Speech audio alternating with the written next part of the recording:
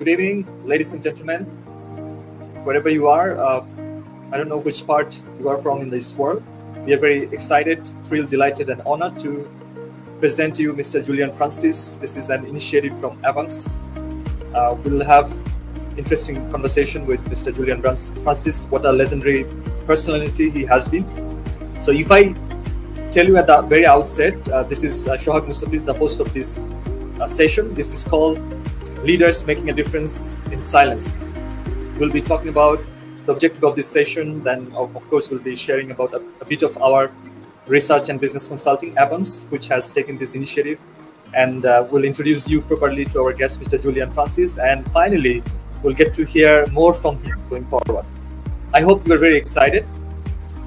Well, the objective of this session is to discuss with leaders who are making a big difference in different sectors, not only in Bangladesh, across different parts of the world. And today, Mr. Julian Francis is with us, and would like to tell those stories just to inspire people so that they can also take actions respectively. They get some interesting insights which probably can benefit them going forward. And ABUNX, this is research and business consulting. Basically, this word ABUNX is comprised of two words. One is abundance and second is explore. And we have taken abund from abundance and X from explore. And the mission of abundance is obviously to harness the power of abundant mindset, creativity and problem solving, not only in your life, but also in your profession, in your business, so that we all can play our part in making this world a better place. ABUNX basically is trying to leverage the cross-learning both from the for-profit and non-profit sectors to address some of the pressing issues of the world. And if I tell you more specifically, ABUNX brings together knowledge of cross sectors to address problems such as lack of imagination, democratization of humanitarian crisis, business uncertainty, economic development, and business transformation. As a global research and consulting, we create awareness, brings cutting-edge knowledge, and helps build capacity of individuals, businesses, governments, and social organizations, so they can play their respective roles in making our planet a better place, as I said. And more specifically, if I talk a little bit about our guest, he is very known to many, and we are very privileged and honored to have Mr. Julian Francis as our principal advisor. And he has been deeply involved with the progress and development of Bangladesh since the Liberation War of 1971. Most of the time, he has focused on the challenges and solution of poverty alleviation. He has extensive experience working as a team leader in the area of social protection to disabled people, disaster preparedness, and relief work. In 2012, actually, the government of Bangladesh awarded Mr. Julian Francis the Friends of Liberation War honor in recognition of his work among the refugees in India in 1971. And in 2018, honored him with full Bangladesh citizenship. In 2019, Mr. Julian was honored with the British award OBE for services to development in Bangladesh. After many years living and working here, Mr. Julian regards Bangladesh as his home, and he often shares his thoughts, hopes, and aspirations in the print and electronic media. Ladies and gentlemen, again, this is my honor, privilege, and real pleasure to welcome Mr. Julian Francis to our show again. Mr. Julian, hello, yeah. Julian Bhai. How are you?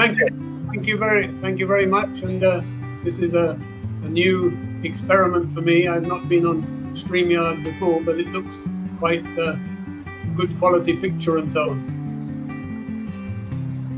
Excellent. We are extremely delighted to have you, as I said. How are you today, Julian Bhai? Well, I've as you probably know, I've had a very serious illness at the beginning of March, and it's unknown to many, and indeed I can't even remember the name of the disease that hit my abdomen, the intestines, and it's called diverticulitis. So it's inflammation of the intestine, so very, very painful and very difficult to handle. So it's only 5 days ago that I started walking outside my apartment. Otherwise I've been mostly in bed, so and I still am lacking quite a bit of energy. and the effect of the disease and the anaesthetic I needed for 2 procedures, that had a long-term effect. I couldn't spell properly, my memory was going, and so I am more normal by today, thank goodness. Right.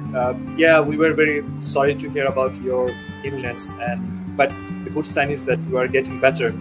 Today, before coming live to our show, when I was asking, you were telling me that you are feeling way better than before. This is a very good sign, and our sincere thoughts and prayers are with you, Julian Bhai, for your earliest recovery.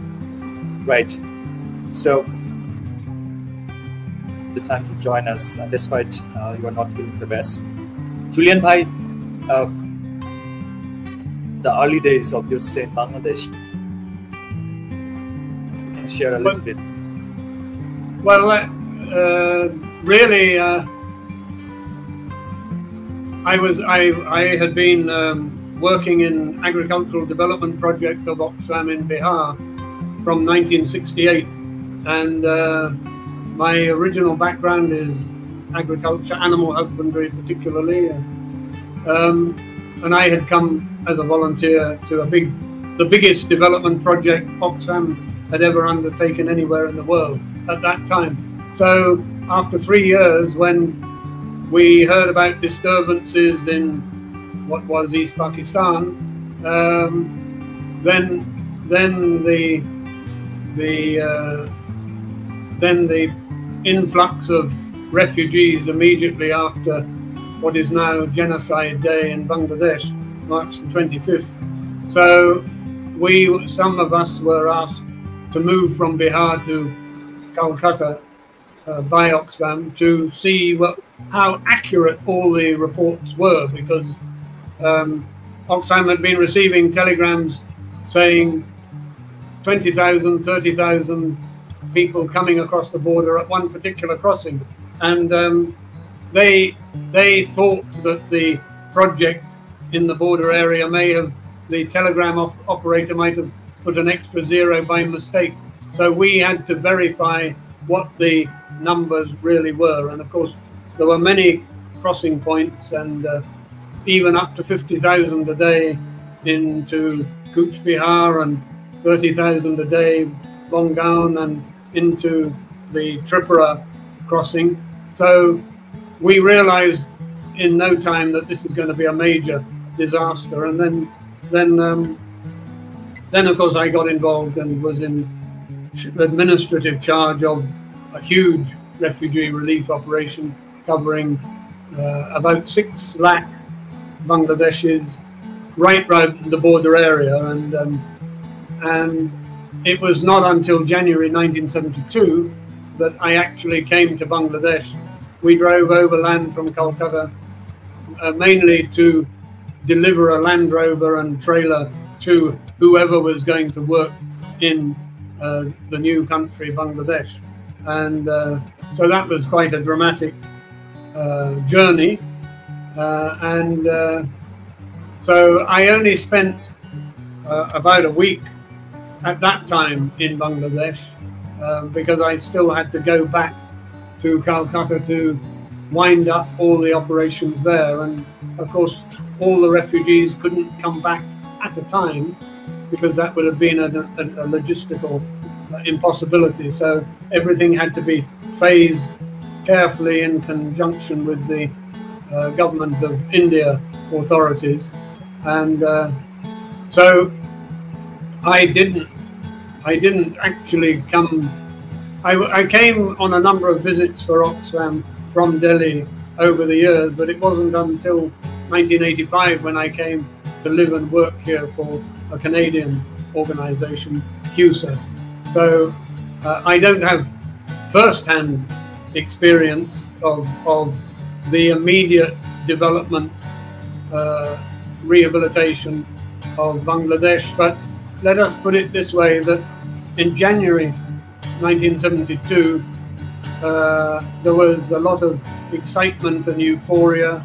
I arrived only 10 days after Bangabandhu came back from being in captivity for 9 months. So, but by by March, reality had set in because the civil service, although disseminated and turned upside down because of the war, they had come to terms that, and in one of Oxfam's reports in March, the head of Oxfam's overseas aid program, who had been a lifetime member of UN Food and Agricultural Organization, FAO, he wrote that unless food supplies are ensured and communications restored, many doubt whether Bangladesh can survive as a state. So the picture was extremely grim then, and so it is quite remarkable when we see the development over the years, despite a man-made famine in 1974, largely man-made, and then the political upheavals, 1975 onwards. The development has been quite remarkable, but there are still many concerns. Right. Thanks. We'll hear more about your perspective on different areas in Bangladesh.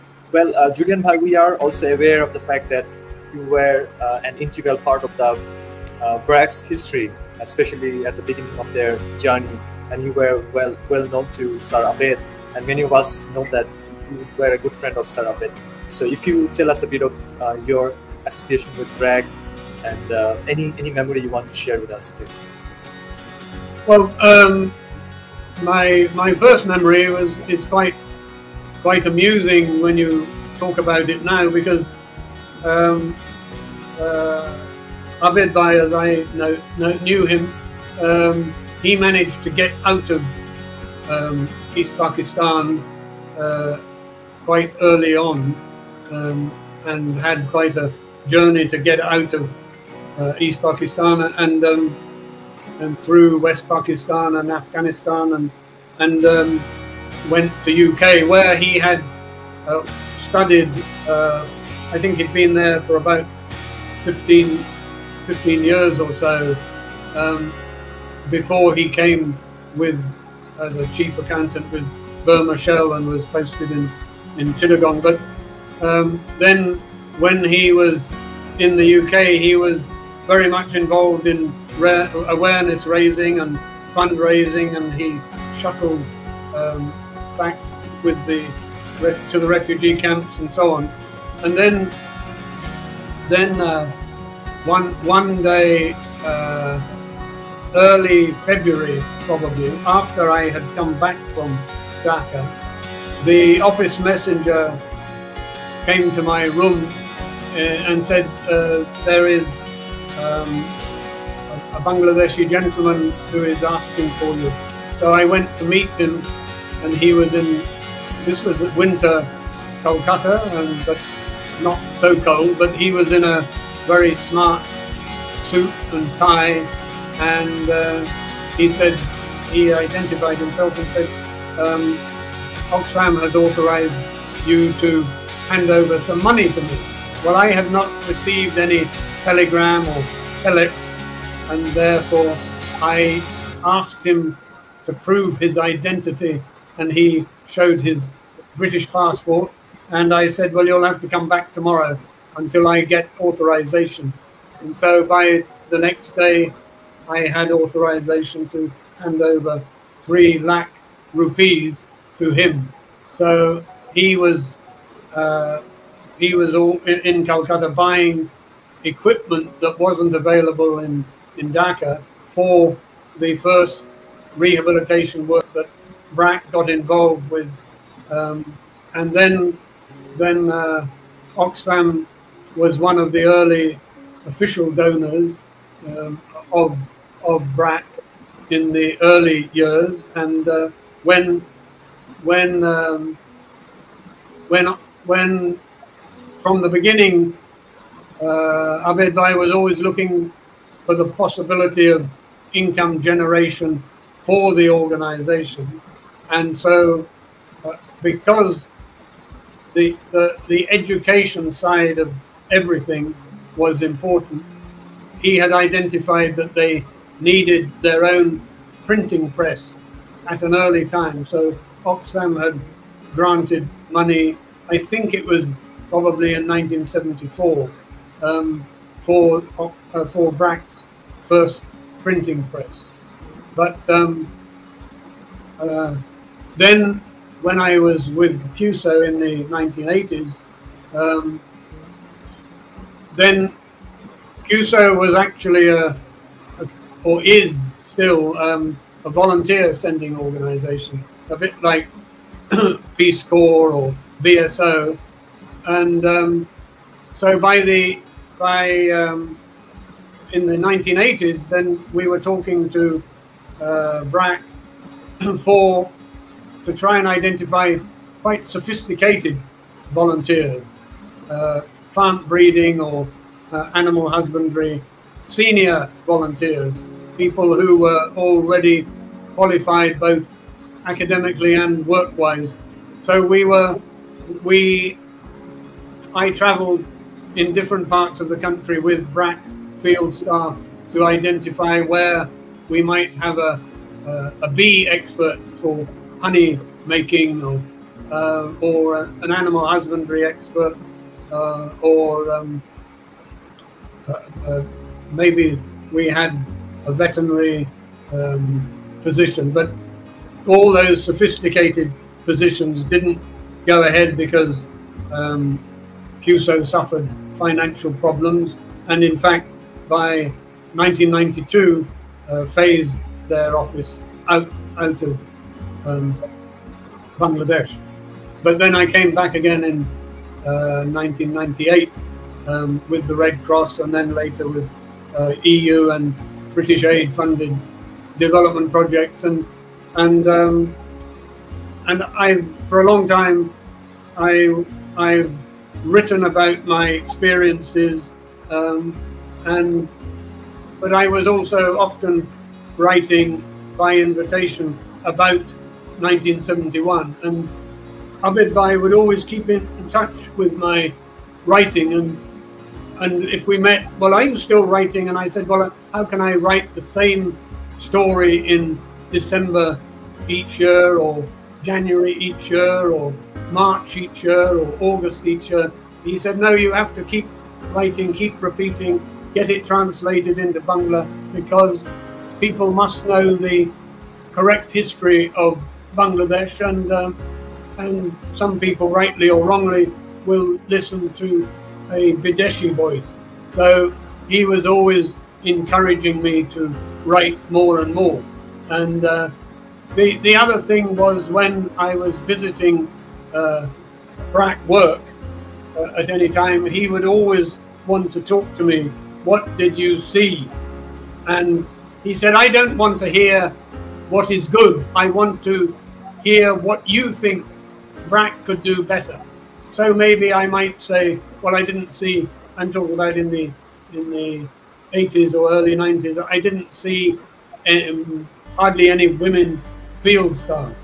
Or I said, what about the possibility of trying to help children with disabilities to come to the BRAC schools? And all the time he would react to that and get his people to look into these things. But people all have their own answers about how BRAC has been successful. But one of the most important things, and there aren't many NGO leaders who are good listeners. Sometimes people in their positions come to say you should do it this way or that way or the other way, without asking the local people what do they perceive are their problems. And it is usually the local farmers who know what crops grow best in their local area.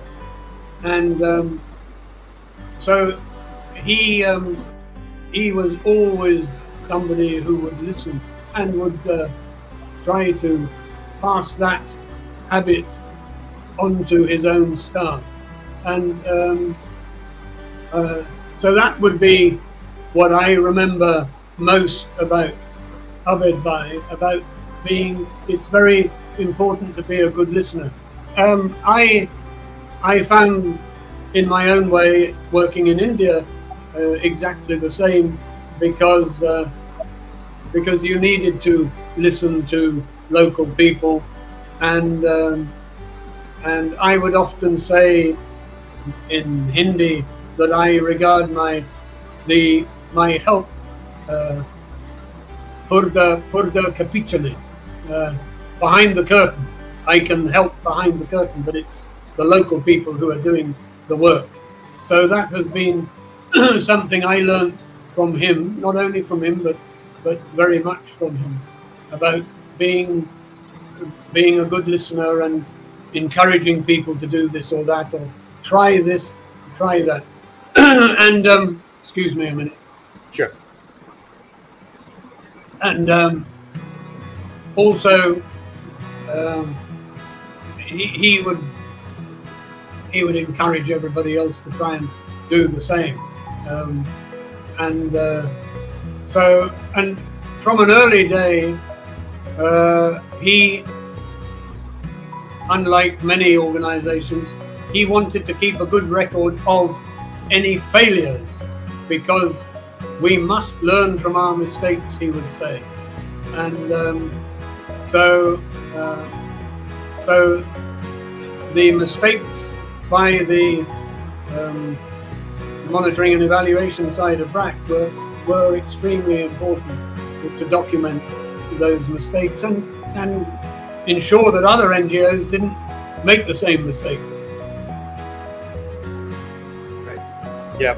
Julian Bhai, it's very inspiring that you were part of BRAC's history. At the time you were with Oxfam. Sir Abed started his journey, and the funding, the initial funding he received from you. And if you look at BRAC's history, where is BRAC now? You must have felt proud of your engagement, right? Over the years, my engagement was very minimal, because it was a chance meeting in Calcutta, and then but meeting occasionally, and always discussing what are the problems and how to overcome them. So, but I was not deeply involved in BRAC, but very much I would be involved in discussions, and if ever they needed any advice, which I don't think BRAC needs very often, but then I would be very happy to say whatever I felt. Right. Yeah. So, Julian, just to pick your brain more specifically, in order for the young generations as well as the current CSO leaders to learn from the leadership style of Sir Abed. So, what key features you have noticed in his leadership style, and you think Sir Abed's leadership style or these particular features can be replicated across the sector, or young people should take the advantage of learning from his life? Any advice you have? Well, I think the advice is probably very well documented by BRAC itself. I wouldn't.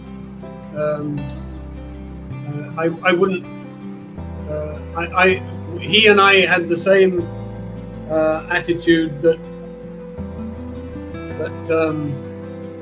the uneducated farmer may actually be a local expert, but because they're uneducated, they can't read or write, nobody gives them any importance.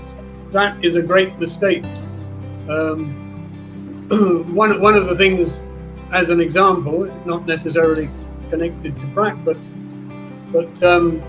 we are talking about climate change, and 20 25 years ago, some people were talking about the global warming, and then if you talk to the farmers on the banks of banks of the river at Sirajganj,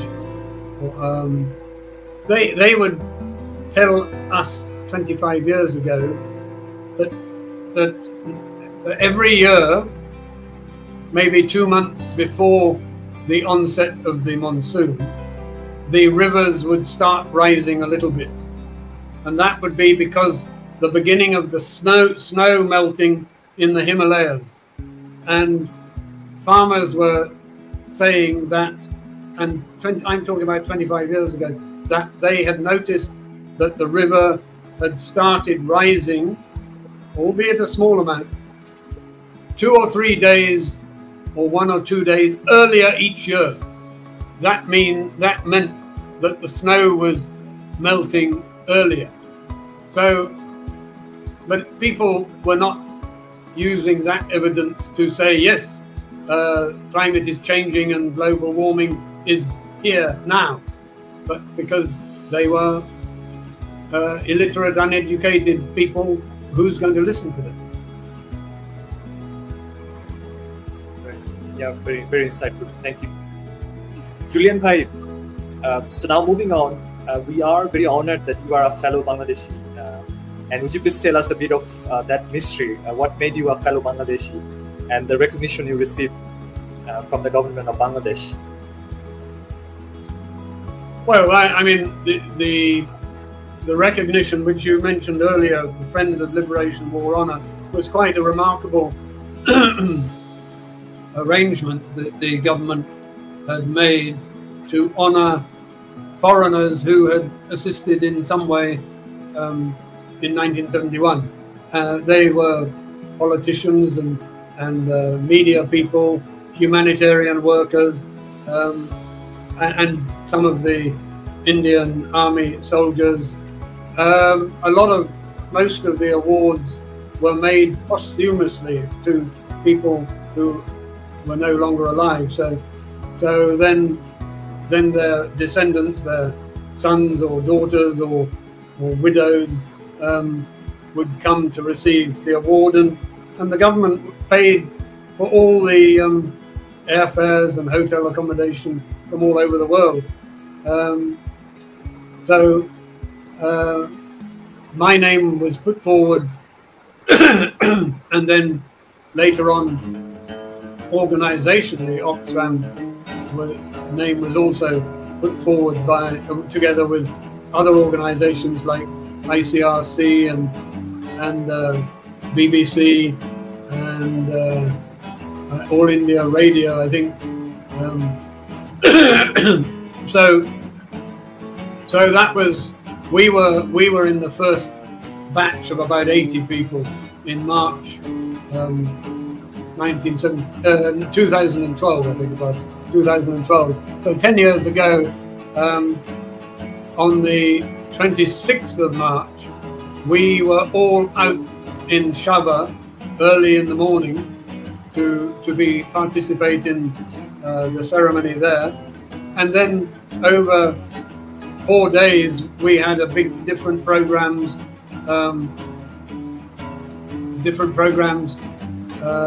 visiting the Liberation War Museum, that was in Segun Bagicha then, and then the site of the famous March the 7th speech by Bangabandhu, and we on the 27th, then the awards were handed out at a ceremony at the Bangabandhu International Convention Centre. So there were 2 types of awards, one to kings and queens and presidents and prime ministers, and the other to everybody else.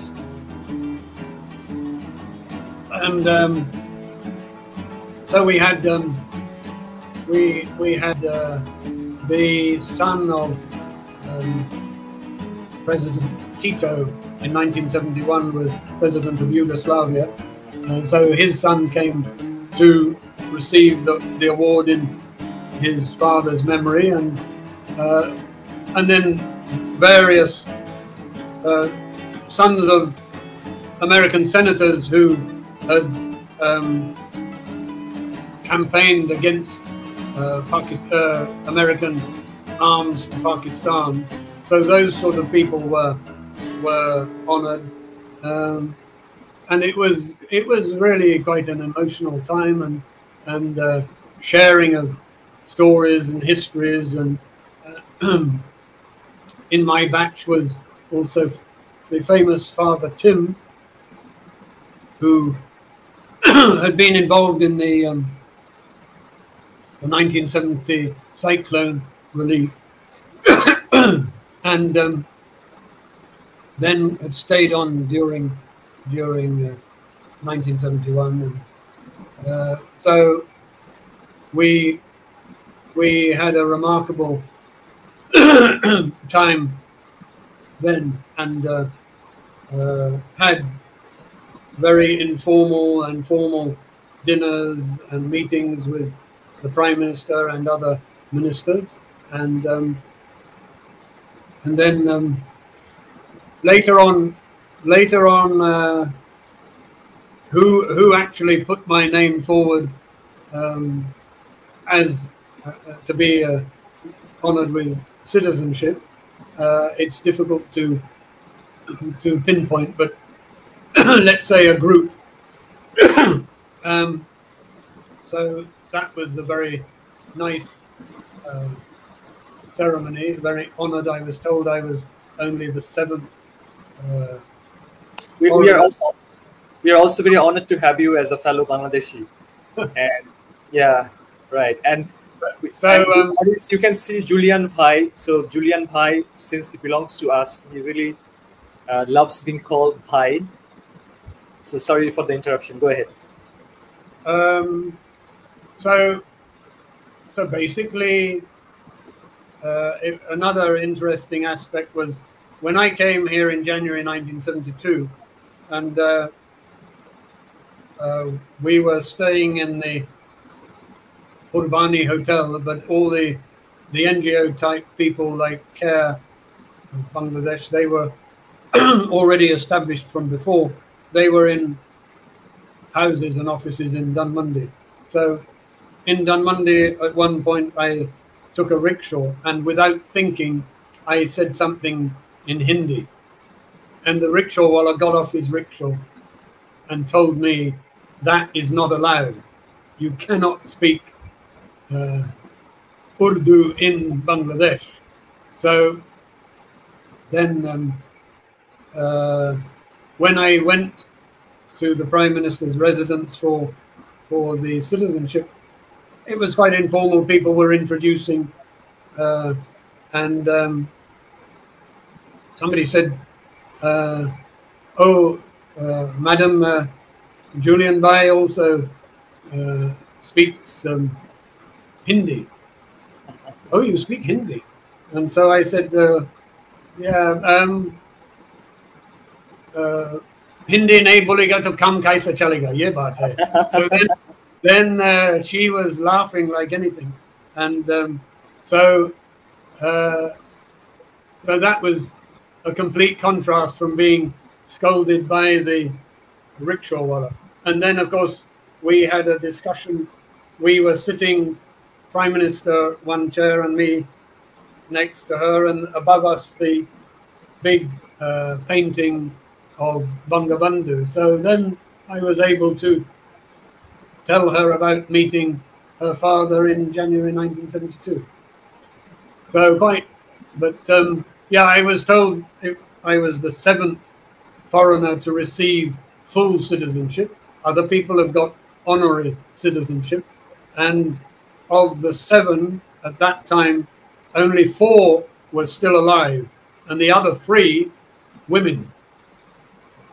So I don't know what the figures are now, but of course one of the citizens. One of the women is Valerie Taylor of CRP Shava, and that organization was an early recipient of Oxfam funds in the late 1970s and into the 80s and 90s. Yeah, very inspiring, Julian Bhai. Julian Bhai, in which year you came for the first time in Bangladesh?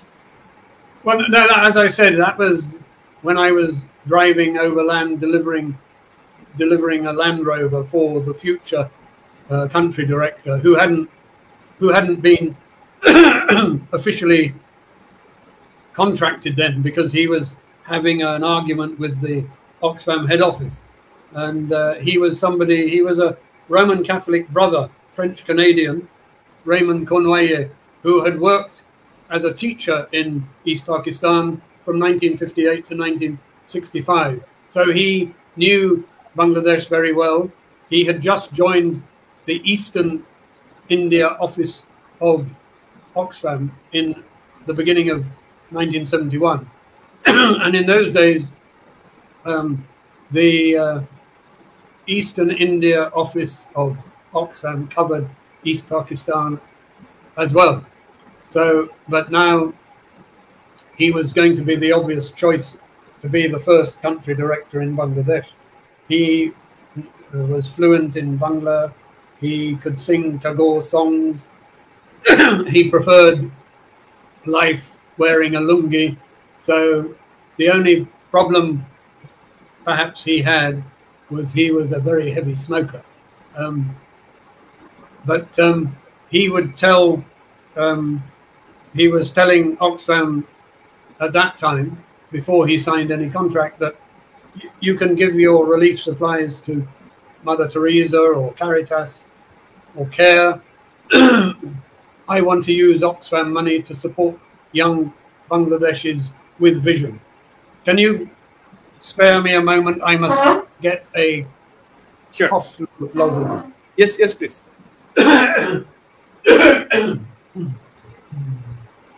So, dear audiences, we are listening to Brother Julian.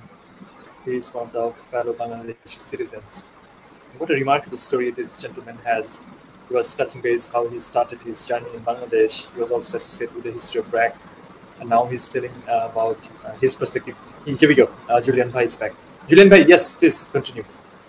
So, so then Raymond Bhai, he said, I want to use Oxfam money to support young Bangladeshis with vision.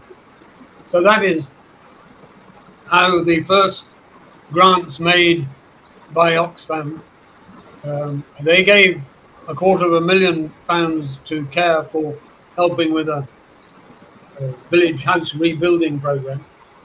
But then Oxfam was one of the first donors to BRAC and Ganashasta Kendra.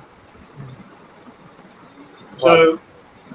So they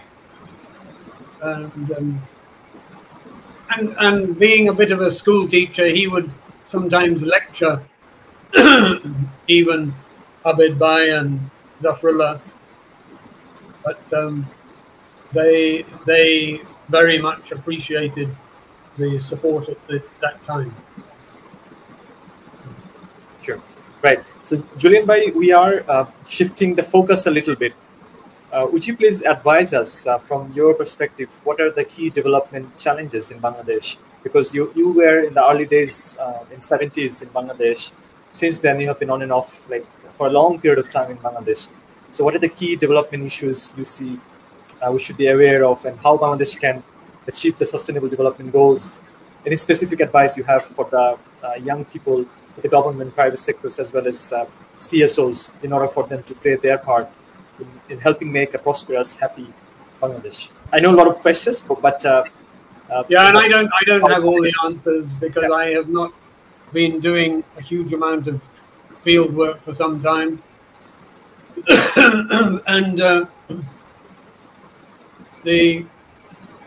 of course the development in many aspects, including now more and more mechanical harvesting and all that sort of thing. But and then, you know, the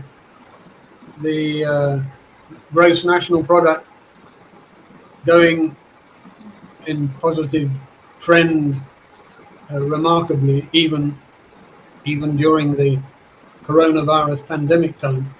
So, but the problem, my concern is that the gap between the rich and the poor, and people don't. There are a lot of people now, because of the pandemic, because of the recent price rises and price rises which will go on because of the tragic war in Ukraine and then the rising prices of fuel. People don't realize that there are a lot of people, and probably we don't know the numbers, who are suffering because they lost their jobs during the pandemic. They may have gone back to the villages. Their children's education has been disrupted. The government has neglected the children dramatically. I call it criminally. They have stolen education from the children, and I get very angry about that, and I write very angrily about it too. But also, you will have seen in the media recently that there's quite an alarming increase in the number of cholera cases. Now, if people, oh well, why is this? Well, this may not be the only answer, but just remember, to save money, poor households who do not have fridges are cooking once a day, not 3 times or 2 times a day. They're cooking once and then keeping the food and then having it later on in the day. And it will have gone bad. Some food will have gone bad. So people are wondering, well, why is there so much cholera? Well, that may be one of the answers. But people are not able to put 2 and 2 together to get the solution. And it's been well publicized, but we've not had the answers. That there were many schemes announced by the government to assist very poor people who've lost their jobs during coronavirus time. But the percentage of those funds that had been allocated were not spent, were not used. Why? Because there is a huge endemic corruption in all levels. It is very, very sad. And people seem to get away with it. And it seems to be normal. And you can just think that in 1972, there were 4 Bangladeshi millionaires. Now there are maybe 100 billionaires. I don't know the figures, but why can't they be taxed? Why isn't income tax being raised in a better way? It's a tragedy, and yet we then read in the news, it's an open secret, in Toronto, Begumpara, and the owners of the property there, as I understand, are not necessarily former politicians, but they are former civil servants who have earned money by corruption over their careers, and they can buy a house in Begumpara in Toronto. So this is such a sad commentary now, and I don't know who is going to be strong enough to do anything about it. Right. Yeah. We hear you, Julian Bhai. Thank you very much for sharing your perspective, and just building on your thoughts. That is, obviously, corruption is still a big issue. It's an impediment towards the further development of the country. It's a big hindrance, and especially young people, they need to be sensitized about their roles and responsibilities, how they can build their capacity to learn more, to take their skills to the next level, so that they can contribute towards the further growth of the country, as well as they also become very sensitized, responsible citizen. And we must say no to corruption. And the government has a big role to play in order for young people, the learners, to get more educated on that topic, the anti-corruption sentiment that needs to be like accelerated across the country. And this is not only the responsibility of government, it also, to a large extent, educational institutes, private sectors, even the family can play a big role in saying no to corruption and teaching their family members, especially the young people, to become active, responsible citizens going forward.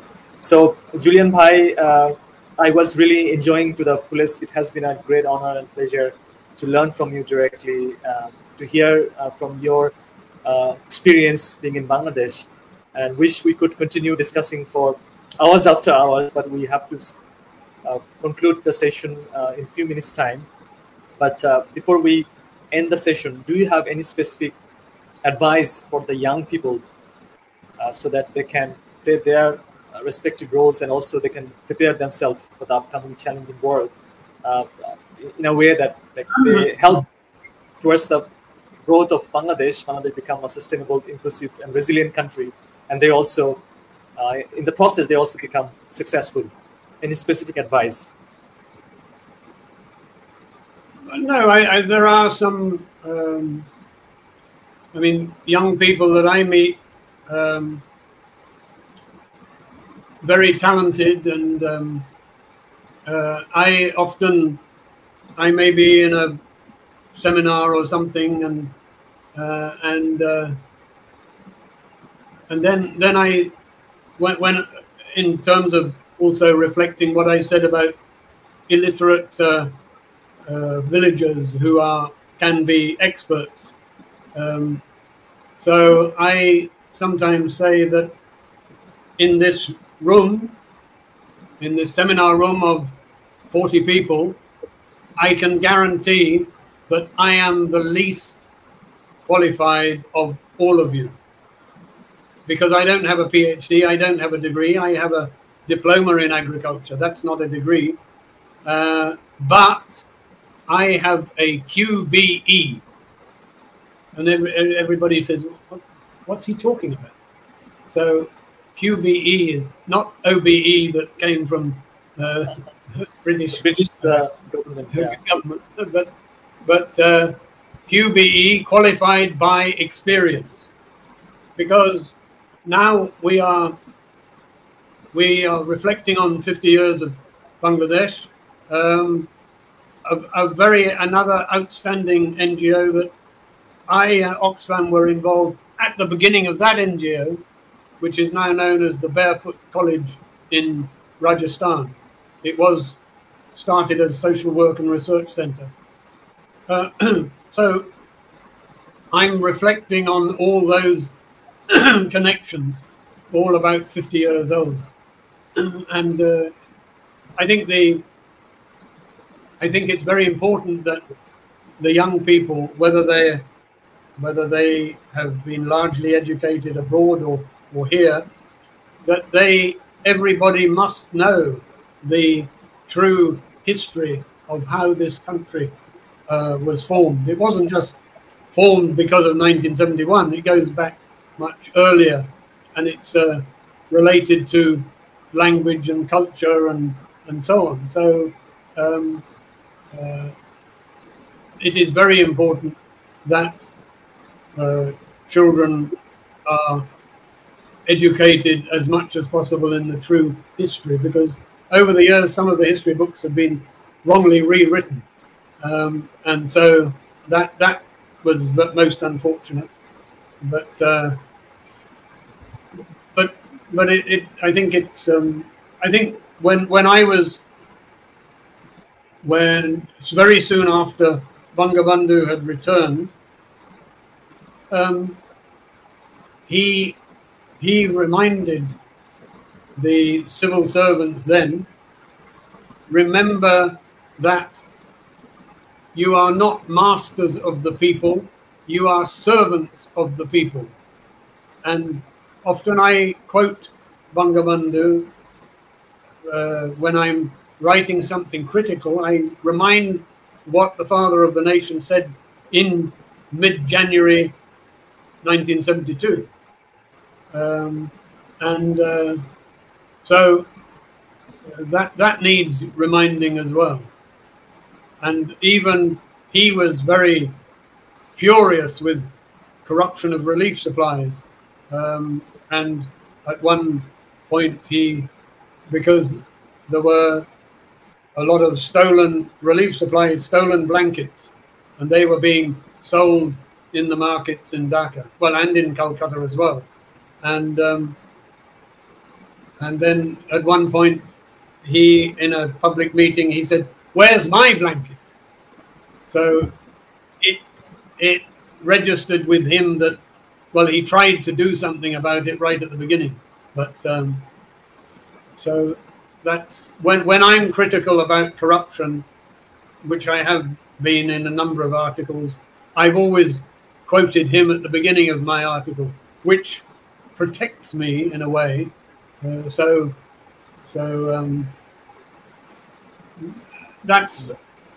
one of the things. That's, as I mentioned earlier, it's the disappointment, and the development could have been much more if there hadn't been all this corruption, and if there hadn't been confrontational politics for so many years. Thank you very much, Julian Bhai. That brings us literally towards the end of our session. And we cannot thank you enough for your time, for your stories, very insightful, interesting, very exciting stories. And we believe in our future episodes, we'll also have you from time to time. And ladies and gentlemen, I would like to take the privilege to share with you that Mr. Julian Francis is also the principal advisor of ABUNX. And I can see Jakia Oni, she has said, Assalamu alaikum, Julian Bhai. Okay, in the comment box. Thank you, Jakia Oni, for your comment. And thanks for valuable time and advice, Julian Bhai. Okay, so people are reacting to your points, to your comments, Julian Bhai. Okay, much appreciated. Right, so I hope we will continue discussing on this type of very interesting stories, especially coming from leaders who are working remarkably in silence. And this was the first episode. Please stay tuned. You can follow Julian Bhai on his Facebook, and also his profile is available on ABUNX, www.abunx.com. And thanks a lot to the audiences, those who have taken part in this discussion. Actually, as an audience, we really appreciate your time as well. And let's keep up the spirit, and we call it in ABUNX that with the power of love and caring, we can change the world. Let's do our part, at least the smile we can bring in. And obviously, we can do our part respectively in order for us to make this planet Earth a decent place to live. Thank you very much, everybody. Thanks a lot, Julian Bhai. Wish you great health, Thank you happiness, very much. And prosperity. Yeah, more prosperity. And we love you. Take care of yourself. Thank you very much. Good night. I'll do my best.